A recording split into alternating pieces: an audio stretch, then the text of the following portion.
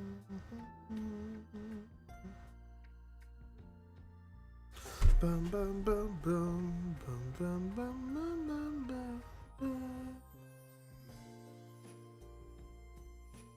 Yeah, I know.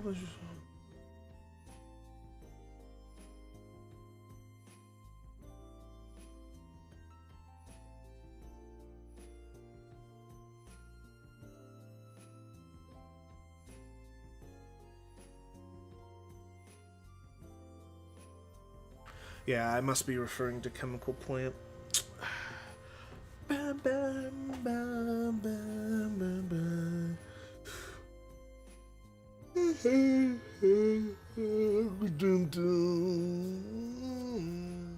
Man, it might rain again today. If it's not raining already. It's already snowing up here. Oh, you gonna be able to make it? You sure you should come down today then? I can make it, probably. Because you might not be able to make it back careful, up. I guess. Be sure before you come all the way down here. I know, but if that's the case, and I could just park in town anyway, and I won't have to dig my car out the next day, I could just get picked up. Alright. Or don't I'll confirm with that just in case. But, or don't come at all instead of causing trouble for others. You gotta think like that. You gotta think about how can I cause the least amount of trouble for other people.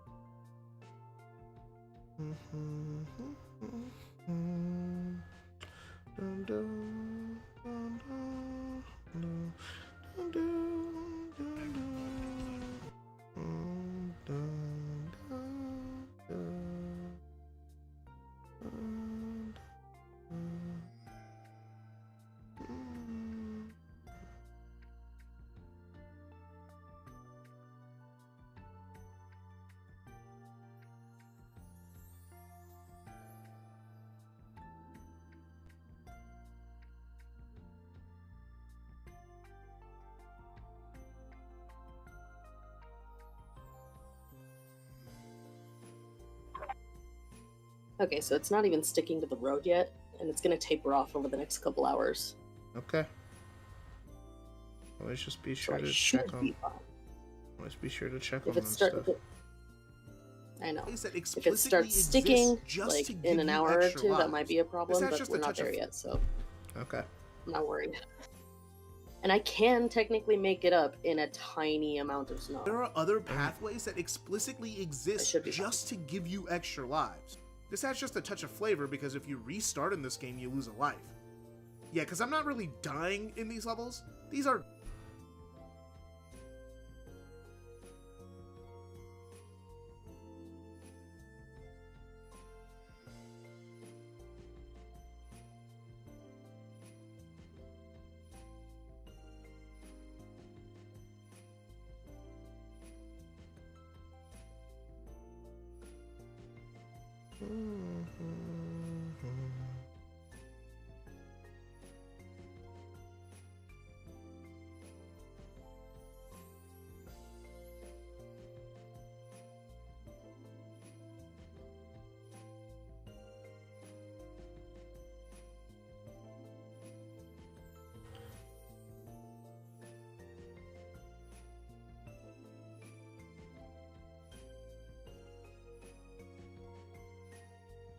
cuts like this.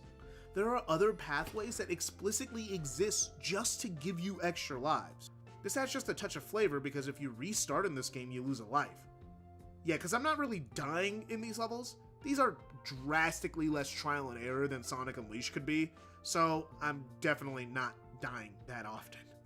Before we end the level, I would be remiss if I didn't mention the music. The track in this stage is an amazing remix of the original Green Hill. So good, we're gonna have to introduce a segment called Poto's Music Corner. If you don't care for music talks, there will always be a time scam to skip it. But... Oh, honey, I just realized. Honey. Yeah? Can you draw a picture of me listening to headphone, a picture of my avatar, having headphones on with musical notes surrounding them as if they're listening to music and jamming to it. Your YouTube avatar? Or yes, is YouTube it like avatar. Okay. YouTube avatar, the current one. Just draw that without listening to music, like having... Look on the stream, like listening like this, like grabbing the headphones on both sides. Like it's over the head headphones. They're like this, and then music notes are flying around. Yeah, I don't have the stream open right now, but I think I know what you're talking about. Okay, just a sec.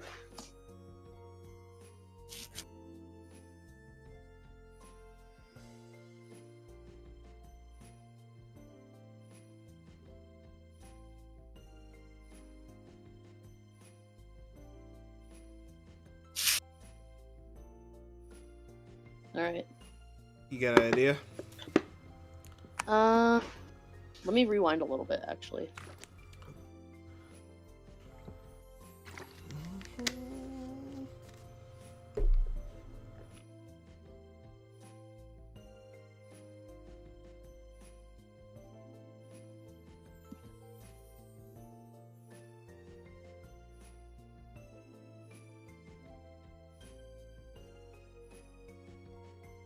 Okay, yeah, I get it.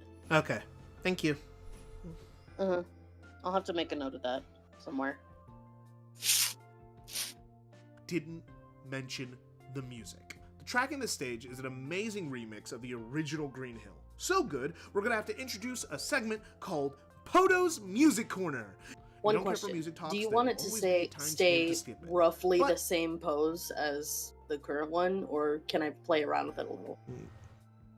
Like I said, I have to be grabbing the headphones, so it has to be a different pose. No, what I meant was... do you want me to just change the position of your arms, or whole new pose altogether? Probably a whole new pose. I don't know how you could do that with the current one. Like, would you be able to do that with the current one? I mean, if you can, that's useful. I don't know yet. That's Honestly, why I'll have to... That's why I was like, you probably have to break a brand new pose. I mean, yeah, I was just gonna copy the original, and then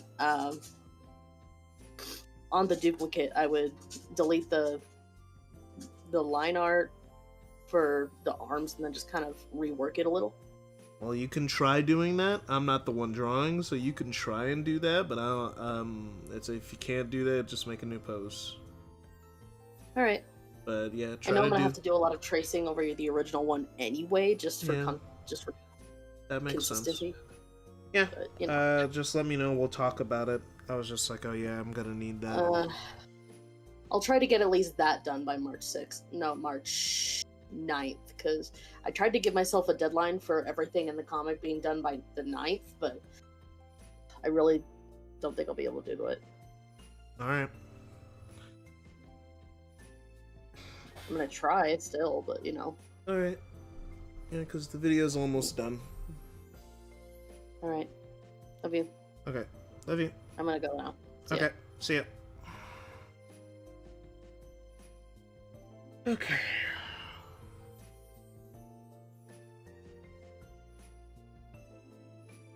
I didn't spend a decade playing piano to not gush about great music. So, the original, as we all know, if I didn't mention the music. The track in this stage is an amazing remix of the original Green Hill. So good, we're gonna have to introduce a segment called Podo's Music Corner. If you don't care for music talks, there will always be a time scam to skip it. But I didn't spend a decade playing piano to not gush about great music. So, the original gush about great music. Okay, so this is where the video's length is about to get dramatically inflated. Alright.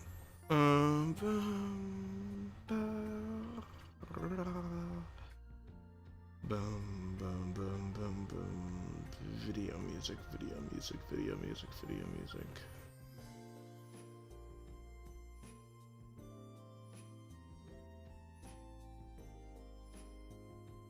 Talking about music, baby. We're talking about music. This is gonna be more audio editing than anything else. So, the original, as we all know, is an amazing track that we have all gotten sick of, but bear with me here.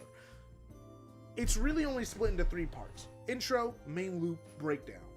The intro is the most iconic. It's completely upbeat with all its progressions on an upturn. But when we get to the main loop, while the top track still breakdown, the intro is the most iconic. It's completely upbeat with all its progressions on an upturn. This is gonna turn into a music video for a little bit. Let's see if this bold play, let's see how it works out for them.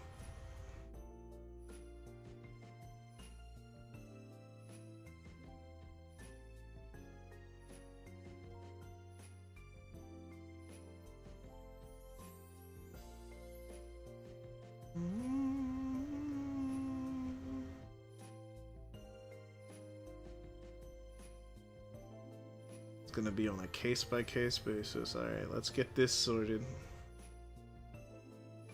Green Hill. We're gonna be analyzing the original tracks, and then we're gonna... You know how long this took? This took a long time for me to get done.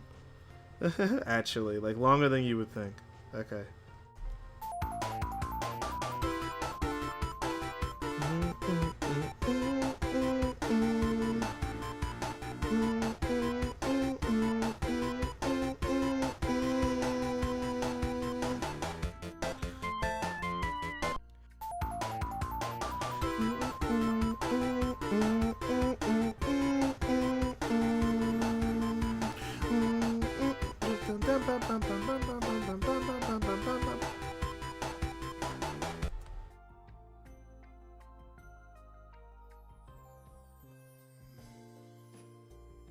But when we get to the main loop, while the top track still keeps that upbeat tone, there's a lower key scale in the background heading down. To me, it was always oddly dramatic, and honestly my favorite part of the song. But then after reaching...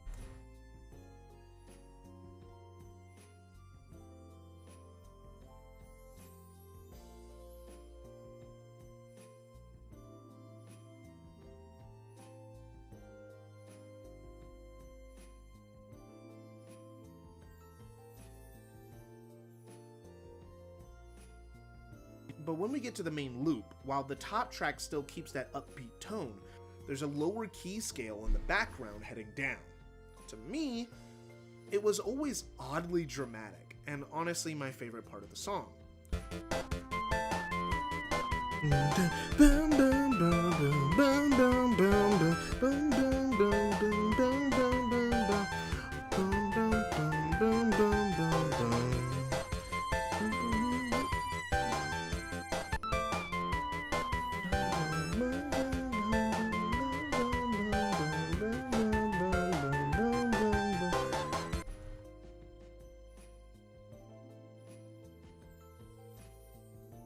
But then after reaching the bottom of the progression, it breaks and turns that downward progression into a jam mid-song, which could symbolize Sonic showing up and destroying the danger that Eggman brings. It also adds this high-pitched tone to bring the whole mood up. None of the high notes ever end on a downer. It always ends at an inflection upwards. It's really clever in my opinion. The last part...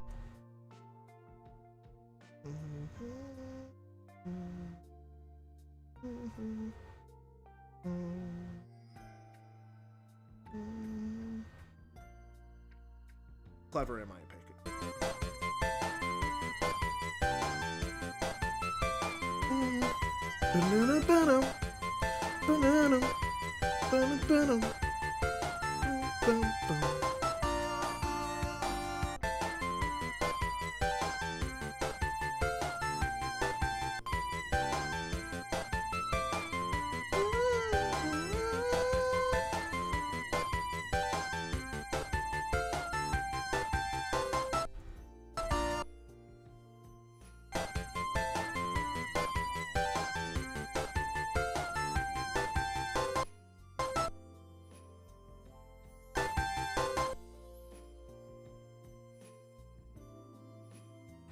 I need to find a way to make the music stop, but not sound weird. It's like...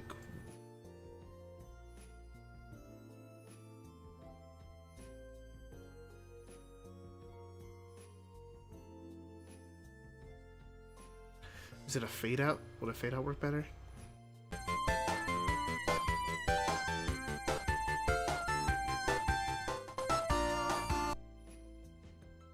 If fade out works.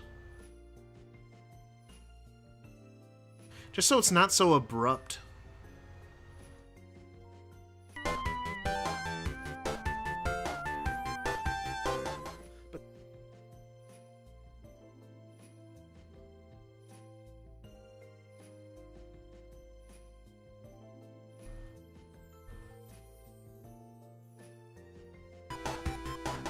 But when we get to the main loop, while the top track still keeps that upbeat tone, there's a lower key scale in the background heading down.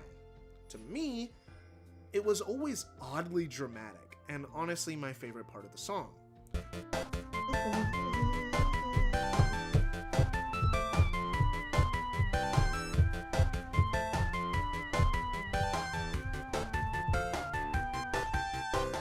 But then after reaching the bottom of the progression, am I using the right terminal?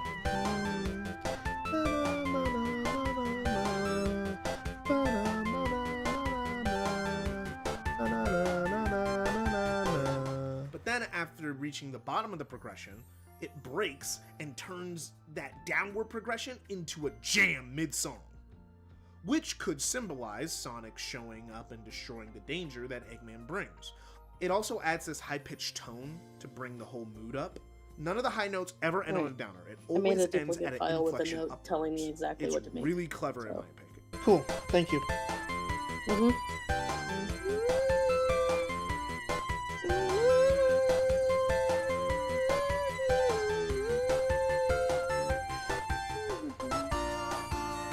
Okay. It's great because it music breakdown. The last part to talk about is the breakdown. It's great.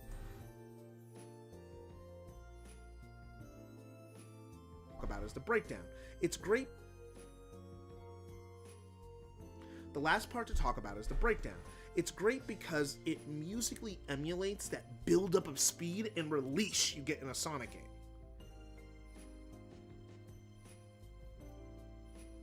Where you feel something's coming and you'll get rewarded if you just pace yourself, and then you reach a crescendo as a reward. Also, the whole song has a great bass line keeping the whole track together. Always respect the basses, kids. So, what did Act 1?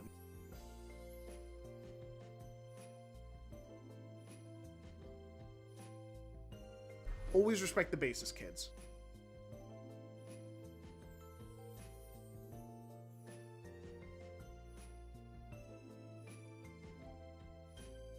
Also, the whole song has a great bass line keeping the whole track together. Always respect the basses, kids.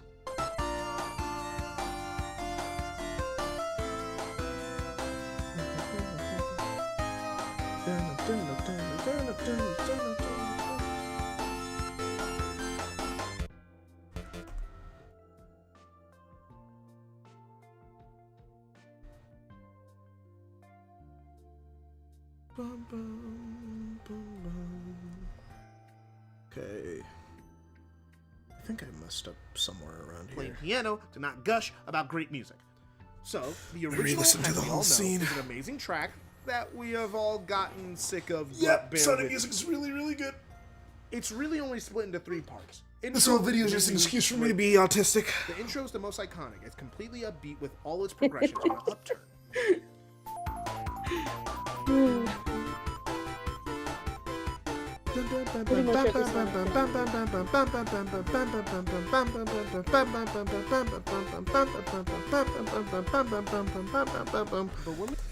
Okay, I think I didn't mention something though. I think I was so focused on that while I was listening. Time scam to skip it. But let me see if I like phrased it properly. Gush about great music. So, the original, as we all know, is an amazing track that we have all gotten sick of, but bear with me here. It's really only split into 3 parts. Intro, main loop, breakdown.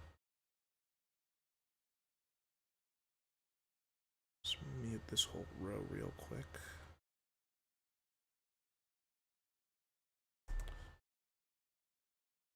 The intro is its most iconic, with all its backing beats on an upturn, while its main loop kind of goes in an arch, never really going lower than when it started. Good enough.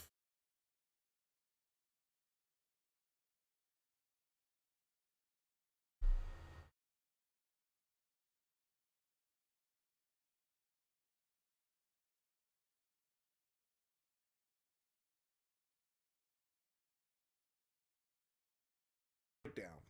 The intro is its most iconic, with all its backing beats. Turn that down a bit to become in line with the rest of the video. The intro is its most iconic, with all its backing beats on an upturn, while its main loop kind of goes in an arch, never really going lower than when it started.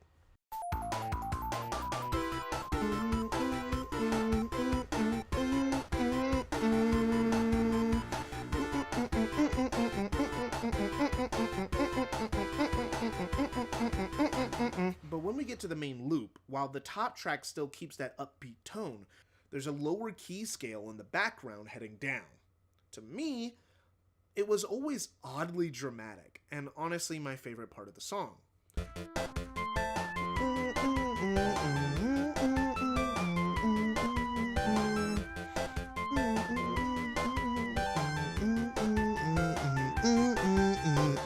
But then after reaching the bottom of the progression, it breaks and turns that downward progression into a jam mid-song, which could symbolize Sonic showing up and destroying the danger that Eggman brings. It also adds this high-pitched tone to bring the whole mood up. None of the high notes ever end on a downer. It always ends at an inflection upwards. It's really clever in my opinion.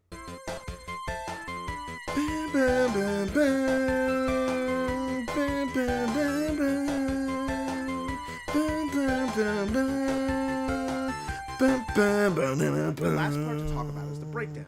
It's great because it musically emulates that build-up of speed and release you get in a Sonic game, where you feel something's coming and you'll get rewarded if you just pace yourself, and then you reach a crescendo as a reward. Also, the whole song has a great bass line keeping the whole track together. Always respect your basses, kids.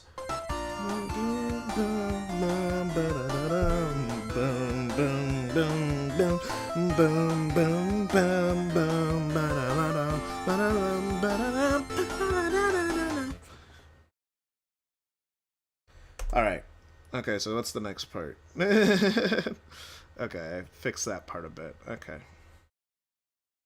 This is the part that I said it was going to extend the video by quite a bit. So, what did Act 1 take from the original to remix? The remix is made by Naofumi Hataya, and it pretty much captures the essence. I refuse to do the bit. I refuse to do the bit. YouTubers for decades have done the bit of, oh, I'm going to say this Japanese Asian name, and I'm going to go like, oh man, I don't know, I'm probably pronouncing that wrong. No, I refuse. I read it. I tried my best to sound that thing out from what I know of Japanese, and I said it with my whole chest, and I refuse to make that low-hanging fruit joke. I refuse. I think I've done it before, but I refuse to do it again. I refuse.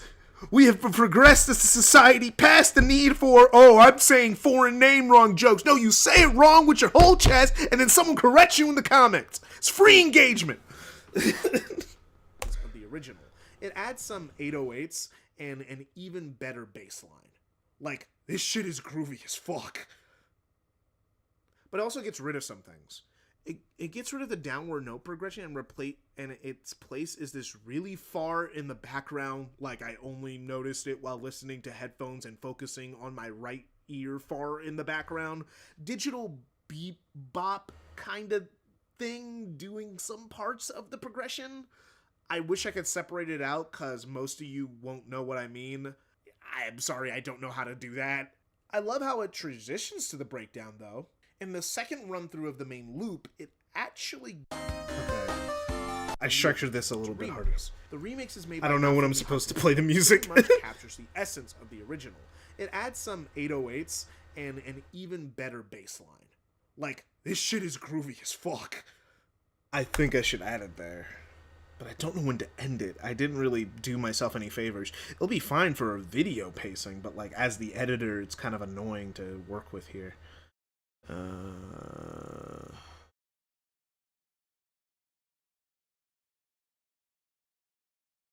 Okay.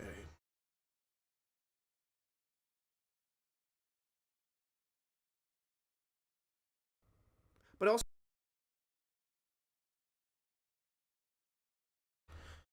all right. Oh, I don't think I have Classic Sonic. Let me get.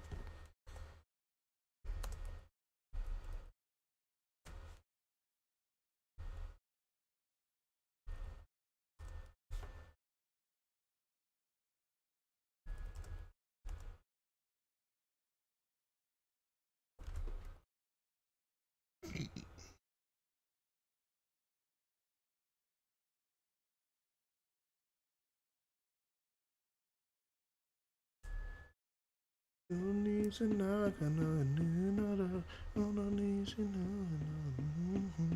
leave your mark, vandalize my heart. I'll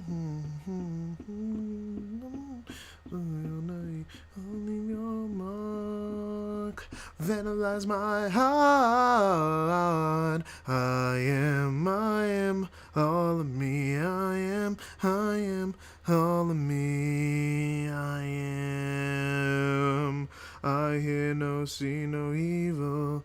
Black writings on the wall. I saw a million faces, and one by one they fall. Black-hearted evil, brave-hearted hero. I am all I am, all I am in this world. Where one is all in this world. Never fear the fall. Let me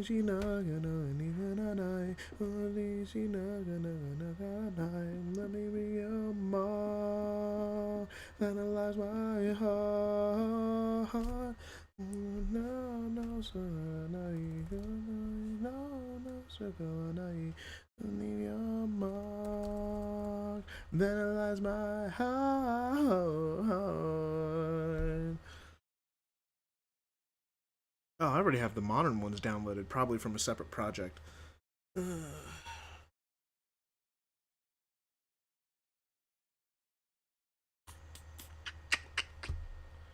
let me check something. Is gaslighting real? I don't know. Is it?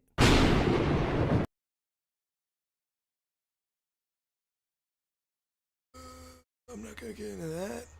We still get variety after gens. I just was looking in the Sonic channel because I saw that someone responded to me.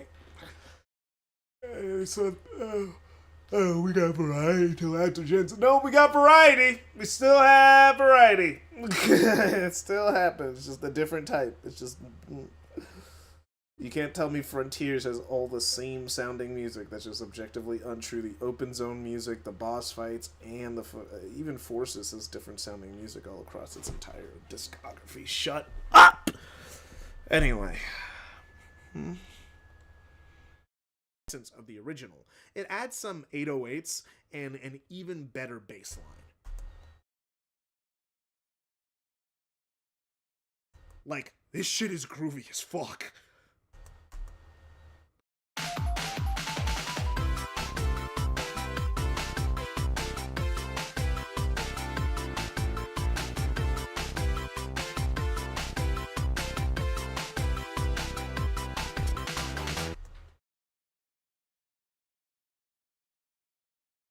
Like, this shit is groovy as fuck.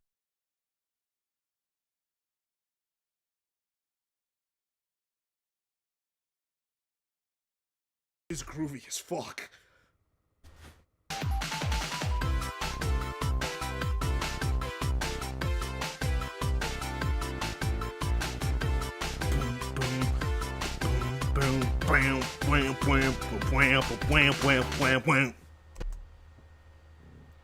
Okay.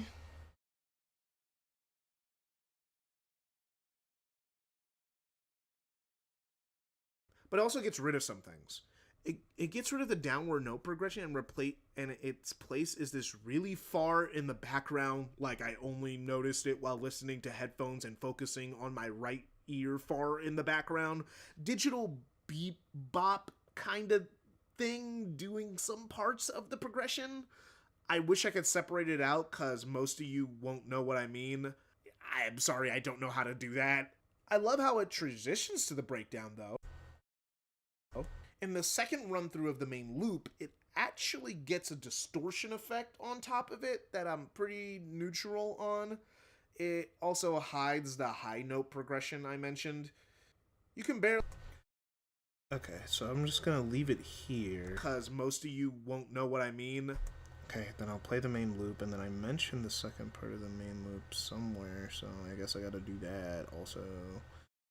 Boo boo boo boo boo boo boo boo boo boo boo boo. Boo boo boo doo boo boo boo doo boo boo boo boo boo choo. You won't know what I mean. Ba-na-na-na, ba-na-na-na, ba-na-na-na, ba.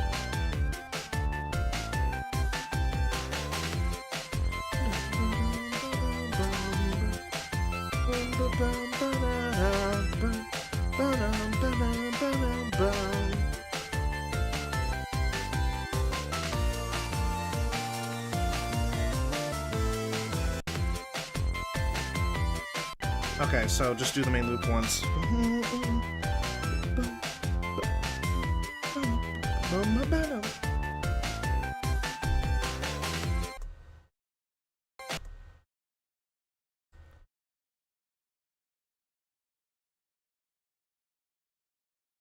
Okay.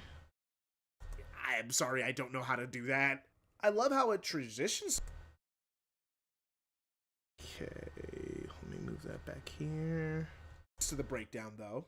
In the second run through of the main loop, it actually gets a distortion effect on top of it that I'm pretty neutral on. It also hides the high note progression I mentioned.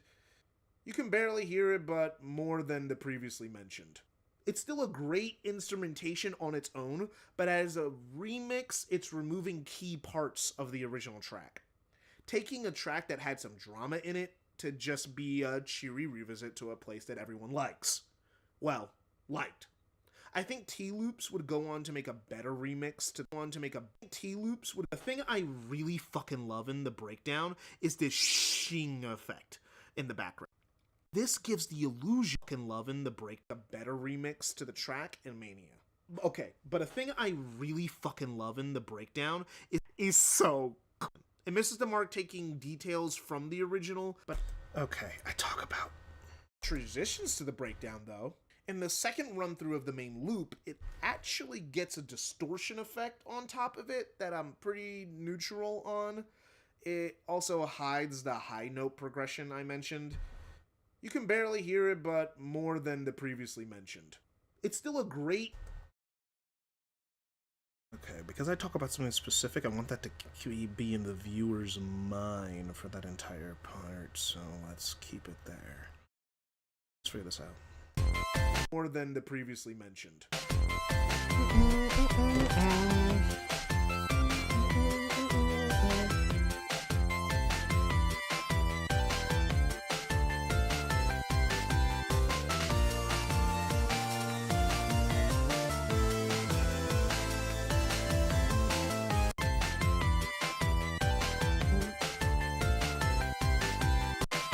Mentioned.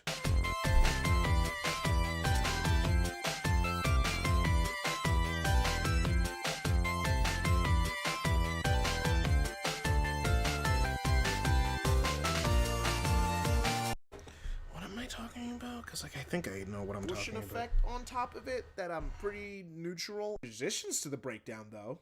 In the second run through of the main loop, it actually gets a distortion effect on top of it that I'm pretty neutral on. Let me listen back to back again.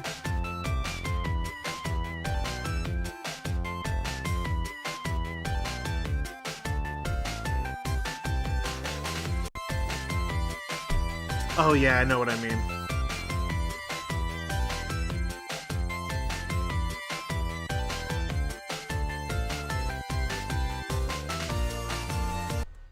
Yes, it's that's what I meant by distortion effect.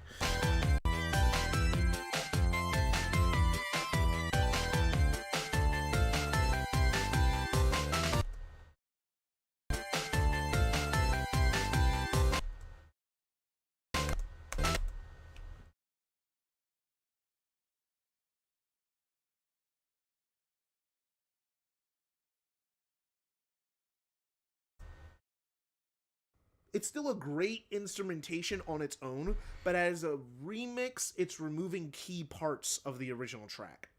Taking a track that had some drama in it to just be a cheery revisit to a place that everyone likes. Well, liked. I think T-Loops would go on to make a better remix to the track in Mania. Okay, but a thing I really fucking love in the breakdown is this shing effect. You've got Green Hill stuck in my head. I hate you. Tell me if you hear it. Okay, tell me if you hear it. Well, imagine me. I listened to all these songs back to back multiple times, back to back, while making this this analysis. I was sitting there. I know for you've like got it worse, but I'm still gonna complain about it. Hey Tom, how's it going? Okay, shing effect in the background. Tell me if you hear it.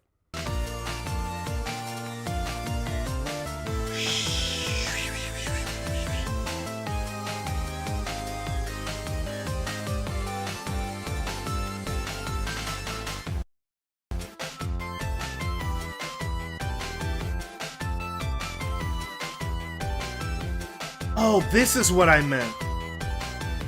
This gives the illusion of a waterfall. I think I also was talking about this.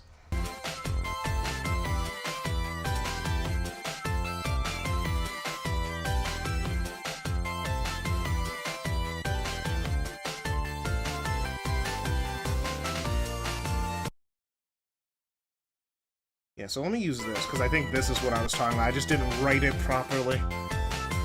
Yeah, right now we're just doing the music part of the video, so it's a lot of just listening to the song and trying to figure out when the best place to put it. I'm like basically making a different video at this point. Requires a completely different skill set. I'm in a good mood. I should be getting my new rifle soon. I'm taking TNA to the range on a date over spring break, so hopefully the ammo shows up. Yeah, hope the day goes well. Oh, that's Tom, isn't it?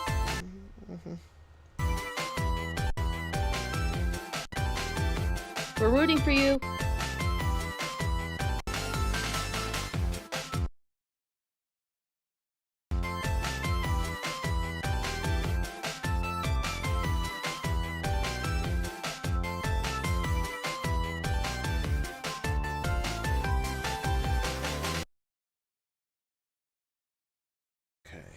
Let me use that instead of what I had before.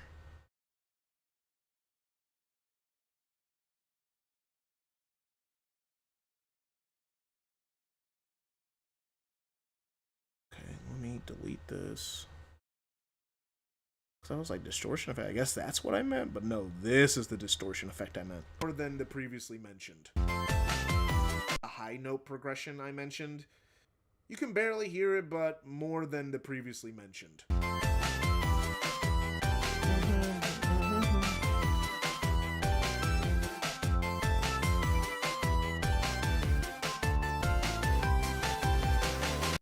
It's still a great instrumentation on its own, but as a remix, it's removing key parts of the original track. Taking a track that had some drama in it to just be a cheery revisit to a place that everyone likes. Well, liked. I think T-Loops would go on to make a better noise, and that... Oh, did I lose the breakdown at some point? I think I lost the breakdown. Let me go grab the breakdown. I think I lost it. I did. I accidentally deleted it. Let me get it back. Okay. What'd you lose?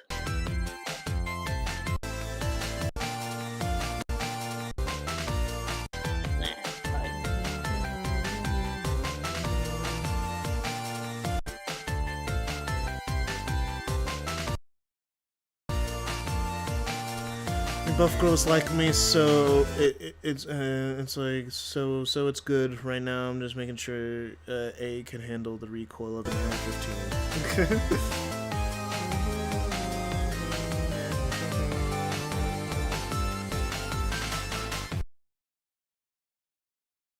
Okay, yeah, that's what I needed.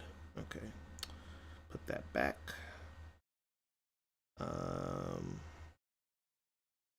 Let's see what we're working with here. Effect in the background. Tell me if you hear it.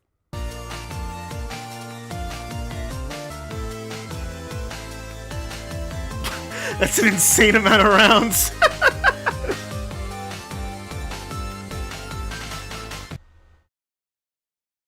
Okay. The illusion of a waterfall noise, and that is so cool. Waterfalls are the most important thing about Green Hill besides the green and brown checkerboard. It's a really nice touch. But other than that, I can give this remix a 7 out of 10. It misses the mark taking details from the original, but adds enough for it to be listened to on its own with its own merits. Act 2. Alright, sick.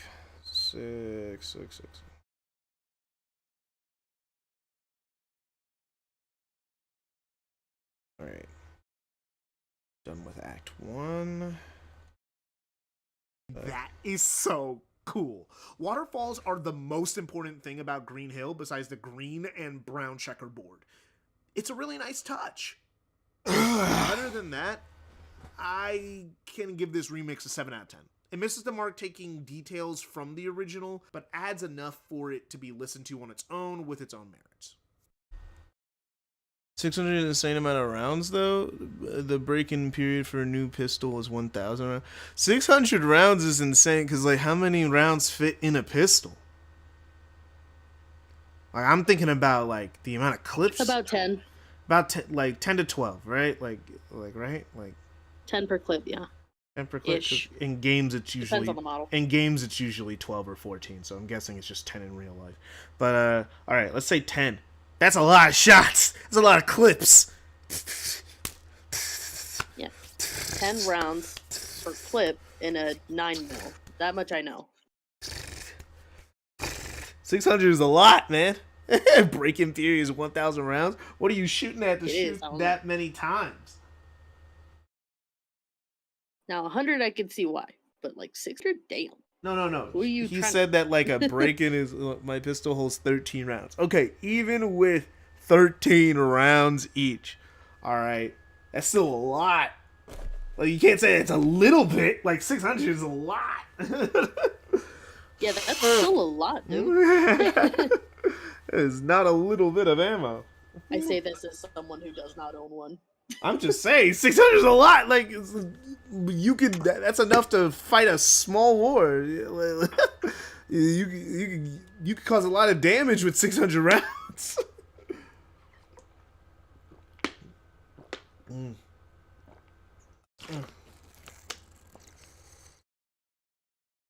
It's 10 rounds if you live in California. Okay, that's why she thought it was 10 rounds.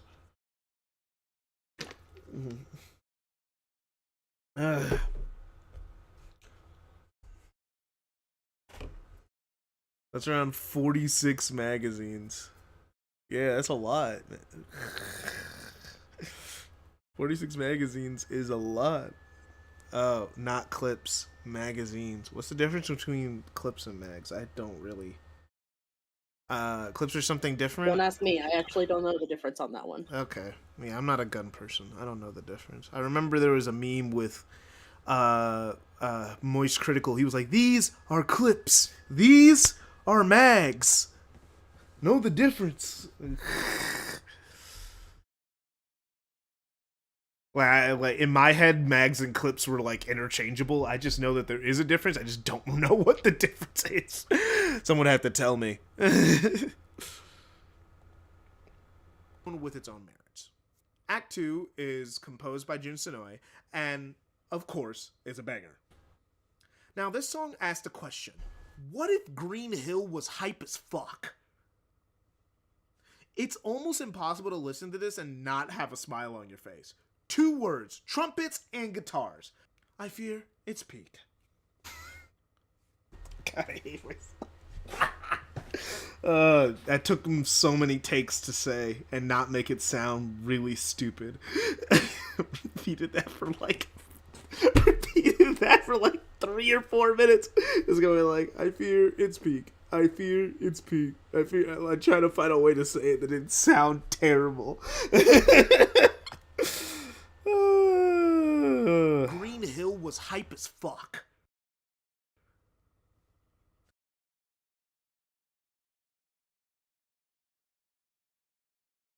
It's almost impossible to listen to this and not have a smile on your face. 2 words, trumpets and guitars. I fear it's peak.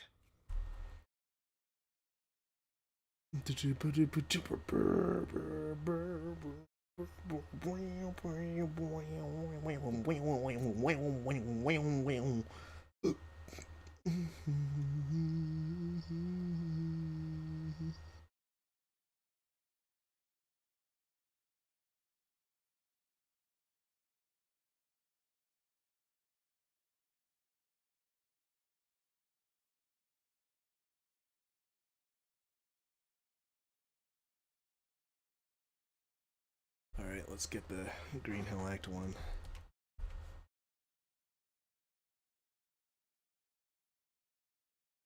Yeah, I had to download this for a separate event. I remember...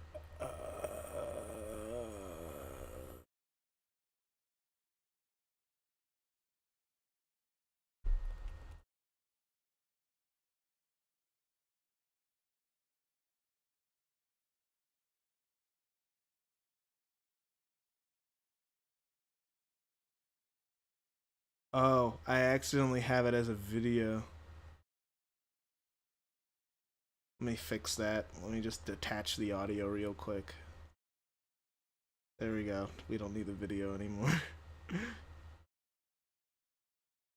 Alright. Okay, pistol. Okay. Clips are used for rifles and they hold ammo in a stack while pushed into the gun. The clip never goes into the gun. A magazine holds the bullets in various formations, goes inside. Some pistols do use clips, but that's because they're designed by autistic people. Magazines also are responsible for feeding the ammo into the gun itself.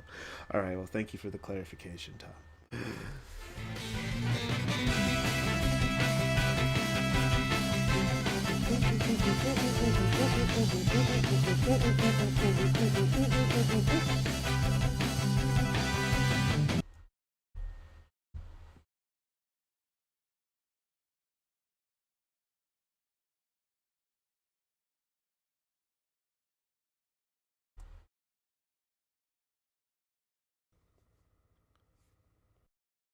Okay, I think I left that as filler to let myself know that I was going to have to edit the music in there. I try to leave notes for myself. The core melody being the intro starts with the core melody being replaced with trumpets instead of synth, and having the electric guitar and bass take care of the staccato rhythm in the background. It also has a little electronic beep in the background, which I'm not sure of its purpose musically, maybe to emulate some Genesis sounds. But it's neat when you notice it. Moving on to the main loop.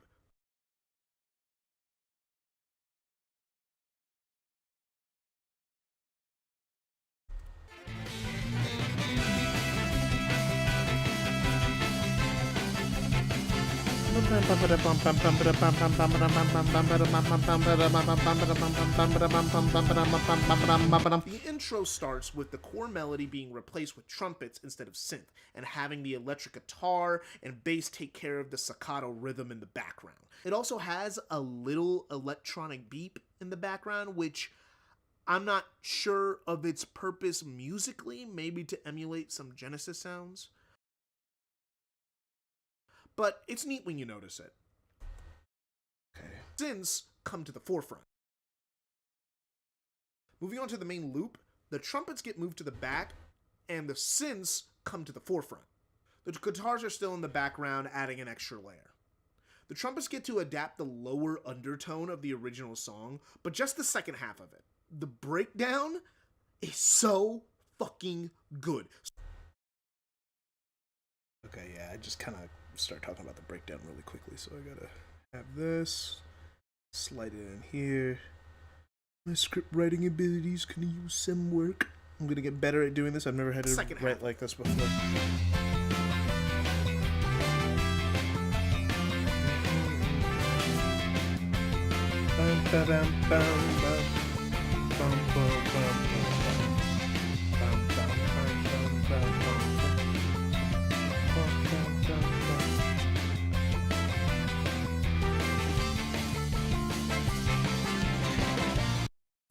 Okay, let me use the second loop then.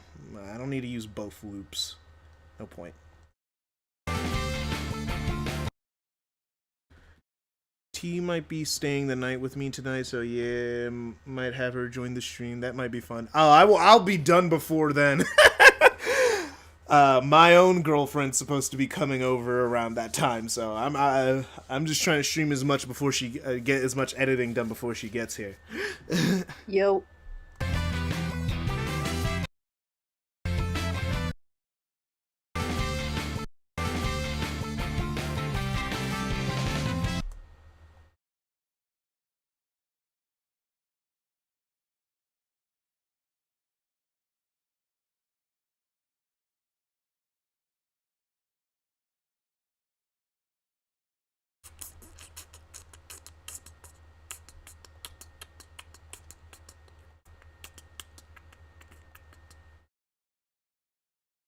At the lower undertone of the original song, but just the second half of it.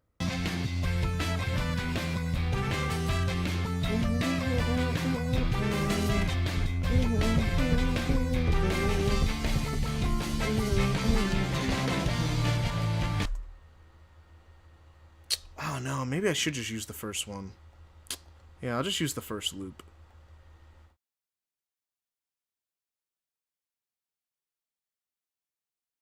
Let's use the first loop.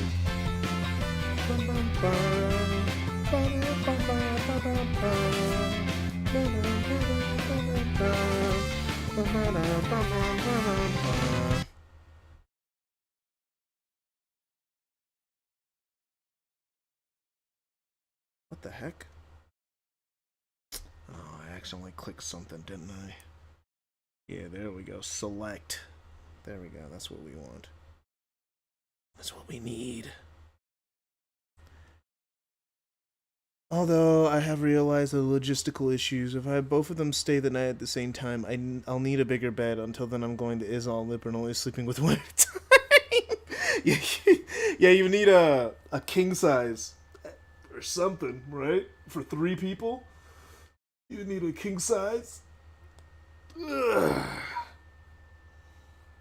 And then, like, you sleep in the middle, and then one on your left and one on your right.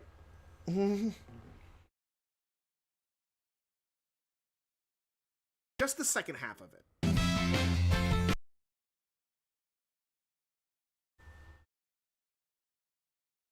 So fucking good. So this is when the guitars come to the forefront, really giving that edge to the song. But my favorite part is with how the synth with the backup guitars sound together. It almost sounds like a choir singing.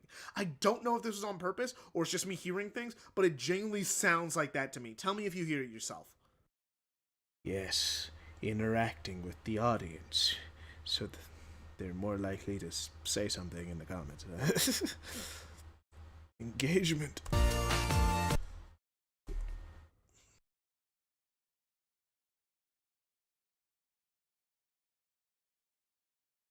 Tell me if you hear it yourself.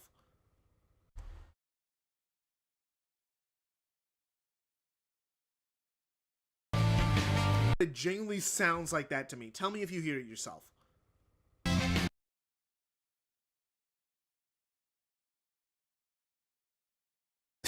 You need a... And, oh no, fuck, I need to have a fan on me when I sleep. Oh, you need a fan on you? You'll sleep on the edge, bruh. So you'll have to. It's like so you only. What? So do you have to? You'll have to change which edge of the bed. The sleeping order is gonna get all complicated. So like you're gonna get. It's like because you gotta have equal. You gotta give equal time to each girl. If you're in the middle, you're giving your attention to both girls at the same time. If you are sleeping on the edge, now they either have to figure out which.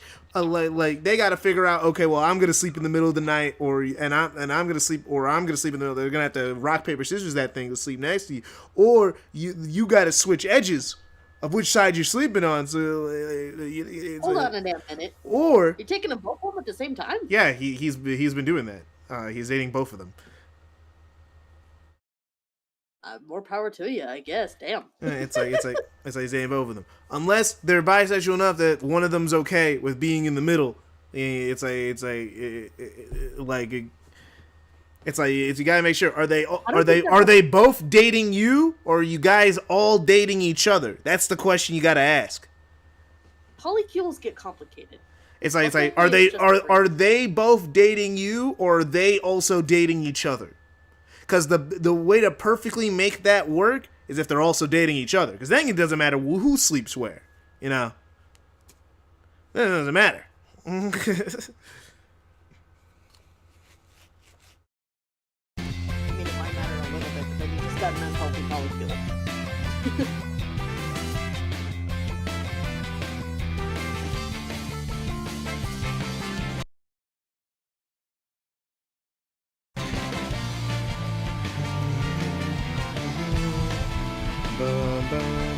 Not gonna lie, that's even more insult to his ex, because damn.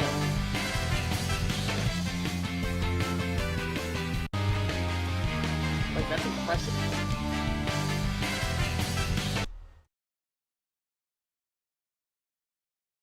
A is lesbian enough to sleep in the middle. Okay.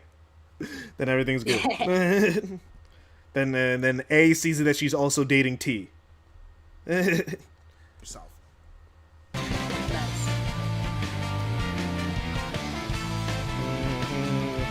Okay,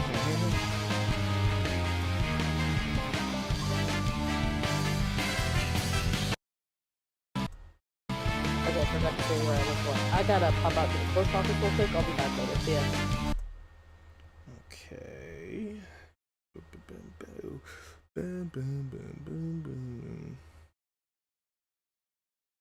When your ex is so nuts, dating two women is easier than dealing with her horseshit. Song. Crazy work. The next section is an added bridge that may sound familiar. It's actually the lower key scale that was in the background of the original song. In this remix, it gets its own section to be the star of the show. This remix is so peak, guys, you don't even know! In this remix...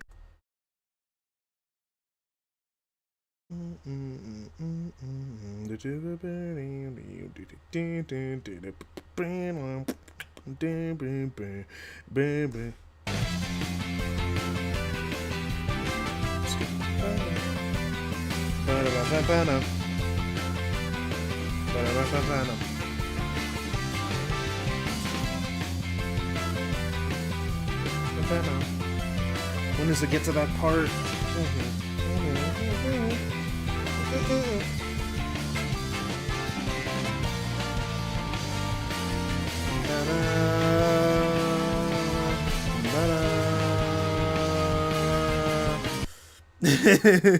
Yeah, if you put in the work, you get the benefits of the crazy work. Yeah, no doubt about that. Okay. I think this is the part. Don't even know!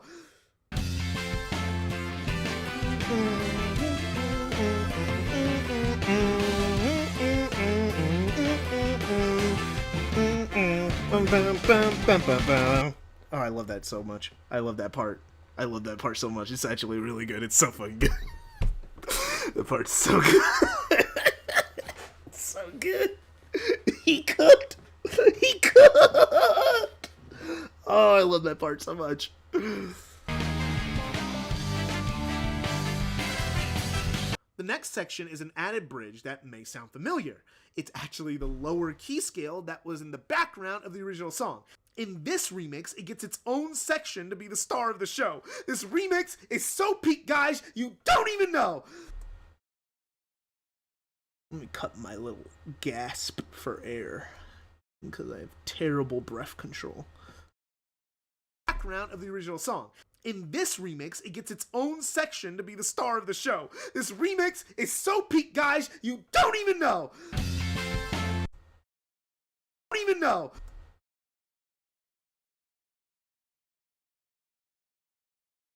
You know how much of editing a video is just cutting out you breathing? It's a lot. A lot of it is just like, ooh man, I breathed a little too hard here. See ya. Guys, you don't even know.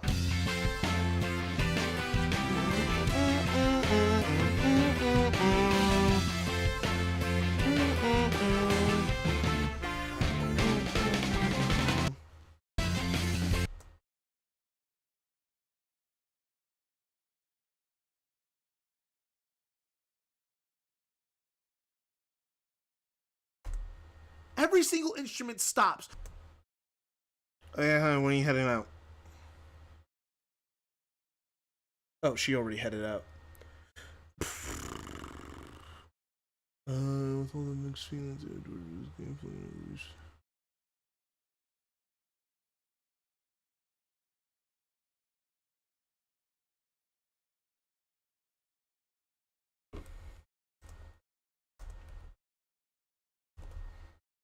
Play God of War. It's like, I like this remake a lot. Okay, let me see here. Okay. Dropped off a minute. Oh, we're almost at the 50-minute mark, bruh. We're almost there. We're almost there, and the video's almost an hour. Oh, I knew this would happen. I was like, the music section's gonna make this video an hour long, and I was right. It's basically an hour now. I wish it was a feature in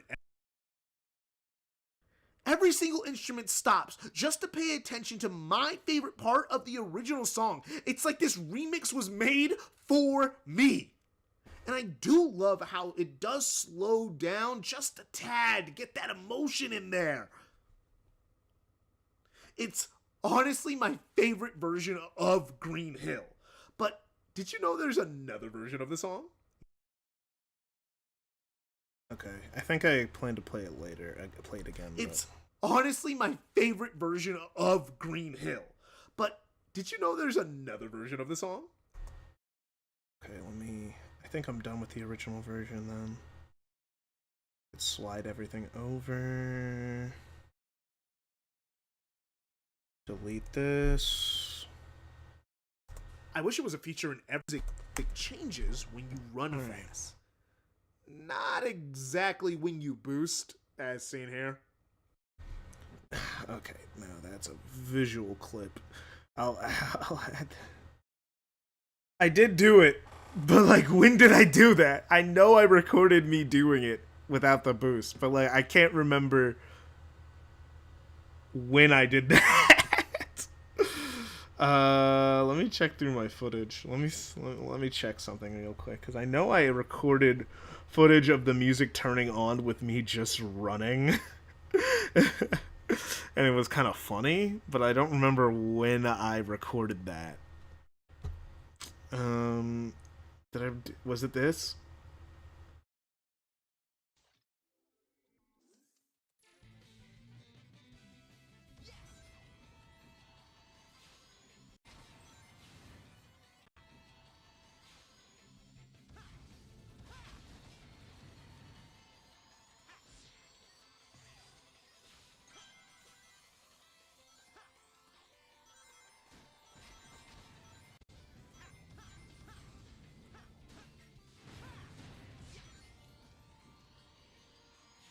No, this was just basic.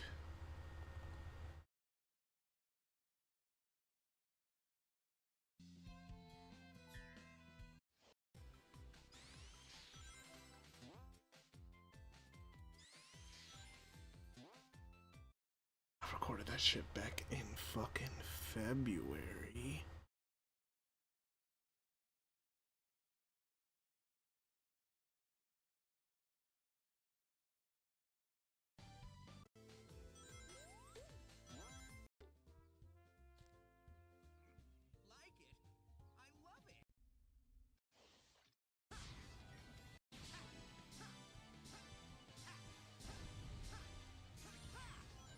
Now, all this is my new gen's PS5 footage.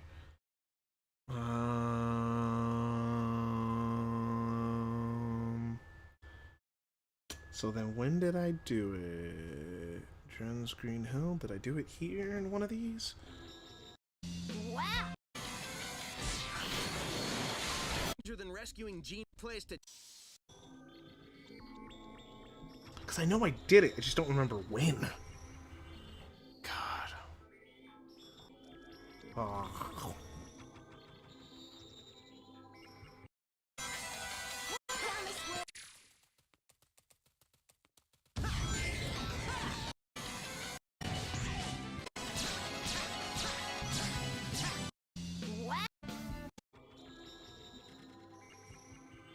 So I gotta go out of my way to record it.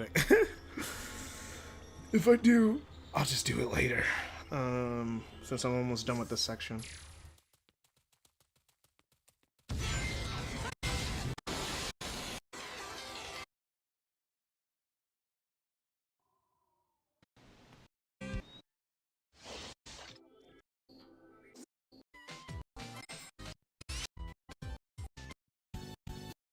I did not record. Shit. I left it to future me to figure out. I'm such a piece of shit. I guess I'll record that later. Just record a random thing on the PlayStation. I'll do that later, I guess. Alright, let's just keep moving with the music since this is mostly just audio editing anyway.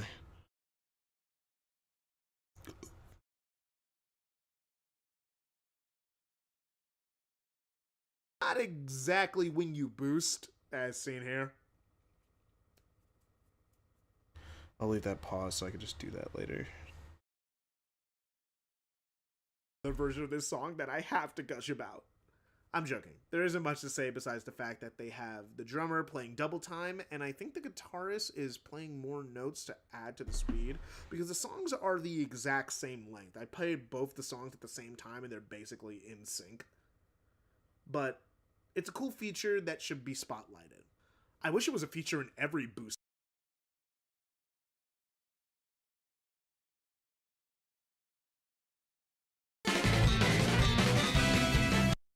This is another one where I accidentally downloaded the video, but not the audio itself. I'm stupid. I remember why.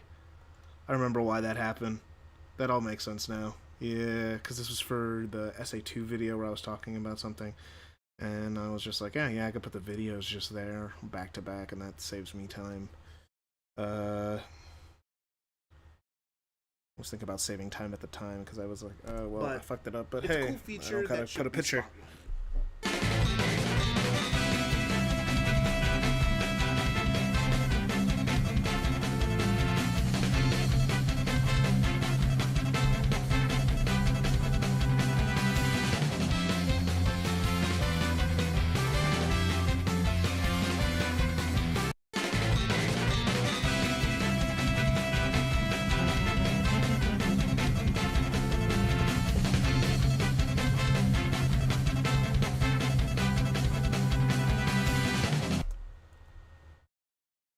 The songs are basically in sync. Now, I know for PC users wouldn't be the GOAT if it didn't have things that other games didn't. Well, that's the end of Poto's Music Corner. See you in Chemical Plant. Oh my god, this looks so much better. Oh yeah, that's when I do the transition. Okay. See you in Chemical Plant. We're going to go back over this a little bit tomorrow with the video footage and maybe some drawing. Not some drawings, but like, I'll do the thing, but I was just finishing up the audio editing for this part. So I'm good to stop right now. It's been a decent stream, 3 hours. 3 hours. I didn't even promise to play games after. My girl's coming over, so I gotta go take a shower and be ready for all that. So, thank you guys for stopping by. I don't know if I'll edit on stream tomorrow. I might edit tomorrow, but I don't know if I'll stream it tomorrow, because Fridays are a little bit more hectic for me, so I might not stream that day. So the next stream might be Sunday. But we're almost done. We're almost done. The video is officially 57 minutes. 57 minutes and 12 seconds is how long the video is, even with all the added stuff. So, the video, I usually always have an outro, and that might stretch it out to an hour, but it seems like we might get under the 1 hour mark. The next, 10 minutes of the video is all gonna be about the Sonic X Shadow portion, so can't wait to get to that. But, we gotta finish up the, Poto's music section, which lasted... How long? How long is Poto's music section? 9 minutes. 9 minutes. 9 minutes of the video is just about music. Well, see you guys next time. Thanks for stopping by. Thank you all for showing up in chat. Please like the video if you're watching in post or in person real time now. Liking the video always helps. This video is coming along.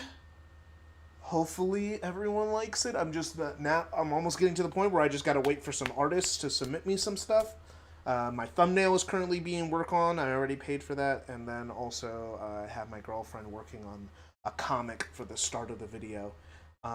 So she says she's trying to get all that done by March 9th. So hopefully the video will be done before the end of next week. We might be able to do it. So, see you guys next time.